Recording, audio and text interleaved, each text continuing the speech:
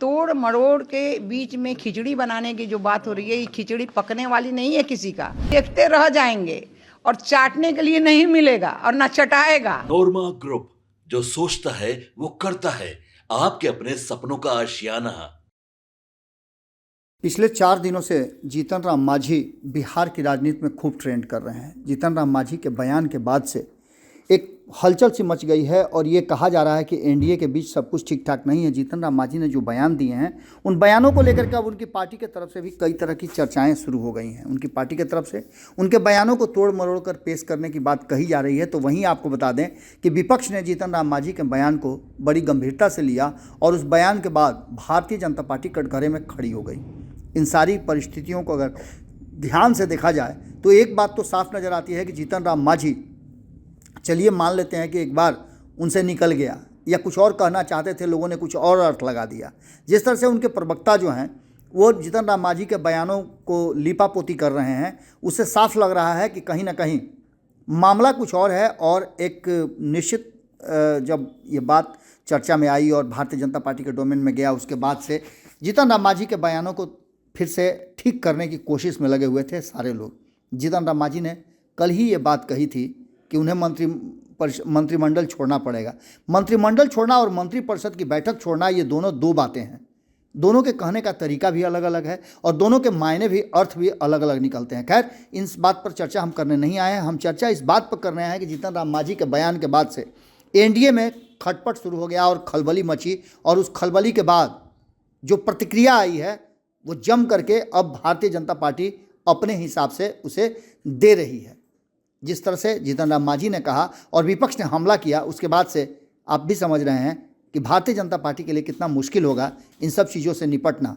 क्योंकि भारतीय जनता पार्टी जहां एक तरफ केंद्र में सरकार चला रही है, जीतन राम मांझी उसके हिस्सा हैं, तो वहीं दूसरी तरफ बिहार में इस वर्ष चुनावी वर्ष है और चुनावी वर्ष के अंतर्गत भारतीय जनता पार्टी को ये उम्मीद है कि उनकी सरकार बनने वाली है। ऐसी स्थिति में जीतन राम मांझी का ये बयान और विपक्ष का हमला करना कहीं ना कहीं भारतीय जनता पार्टी के लिए परेशानी का सबब हो सकता है। भारतीय जनता पार्टी के दो कद्दावर नेता और वरिष्ठ नेता जो जीतन राम मांझी के लगभग उम्र के करीब हैं, उन दोनों ने अपनी अपनी बातें रखी है। रेणु देवी आप जानते हैं कि उप मुख्यमंत्री रह चुके हैं, तो वहीं सबसे वरिष्ठ नेताओं में से एक प्रेम कुमार ने भी इस पर अपनी प्रतिक्रिया दी है।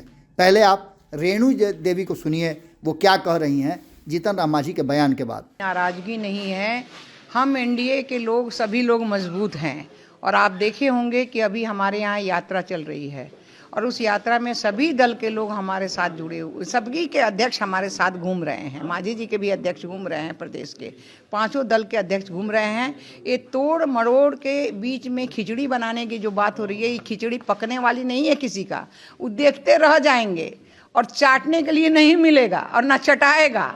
ये एकजुट है, एकजुट रहेगा और किसी में कोई मतभेद नहीं। रेणु देवी को आपने सुन लिया, अब हम आपको सुनवाते हैं प्रेम कुमार इस पूरे मुद्दे पर क्या कह रहे हैं। बयान में सच्चाई है नहीं, वो हमारे साथ हैं, आगे भी रहेंगे जाकर के। और पिछले लोकसभा चुनाव में, बाई इलेक्शन में हम सब उनके साथ रहे हैं और आगे भी मिलकर जो आने वाला 2025 का चुनाव है, 5 दल मिलकर, 5 दलों का अभी देख रहे होंगे आप विजय। दोनों भारतीय जनता पार्टी के वरिष्ठ नेताओं के बयान आपके सामने है और जीतन राम मांझी ने क्या कहा है ये भी आपके सामने है। अब इन बयानों के आधार पर आपकी क्या प्रतिक्रिया होगी, कमेंट बॉक्स में ज़रूर लिखिएगा, क्योंकि इस पूरी कहानी में जो चीज़ बताने की कोशिश की जा रही है और जो आपको समझ में आ रहा है, दोनों में सिमिलरिटी है या दोनों में काफ़ी अंतर है। जुड़े रहिए भारत लाइव के साथ, खबरों का सिलसिला लगातार जारी है। बहुत बहुत धन्यवाद। आपके सपनों को हमने सजाया है, ई होम्स पैनोरमा को हमने बनाया है। ई होम्स मेरा एक सपना था जिस पे मैं पिछले 4 साल से काम कर रहा था। हमने जो बनाया है वो सबने है माना। ई होम्स पैनोरमा में हो आपका भी आशियाना। और फाइनली हमने 2021 में इस प्रोजेक्ट को लॉन्च किया। बहुत लोग अप्रिशिएट कर रहे हैं कि पूर्णिया जैसे शहर में, बिहार के, एक तो बिहार की बात करें उसमें भी पूर्णिया जैसे छोटे जगह में इस तरह का लाइफस्टाइल देना, ये सुन के हम लोगों को बहुत अच्छा लगता है। ई होम्स में हमने कुछ और भी किया है, जैसे हम जिस जगह में रह रहे हैं हमारे फैमिली सिक्योर हो, उनको सिक्योरिटी का ध्यान में रखा है। आपकी सुविधा और सुरक्षा आपके लिए खास है। ये आपका विश्वास है। इसमें आर्टिफिशियल इंटेलिजेंस का 7 लेयर सिक्योरिटी का हमने इस्तेमाल किया है। लस ग्रीन कैंपस को बनाया है। यदि हमारा बाउंड्री वाल है तो वो वर्टिकल गार्डन है।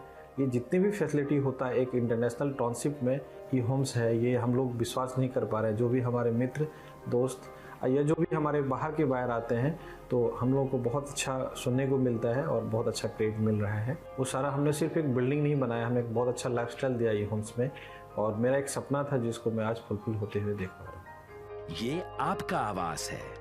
ई होम्स पैनोरामा में अब आपका निवास है। E Homes Panorama, luxurious lifestyle redefined.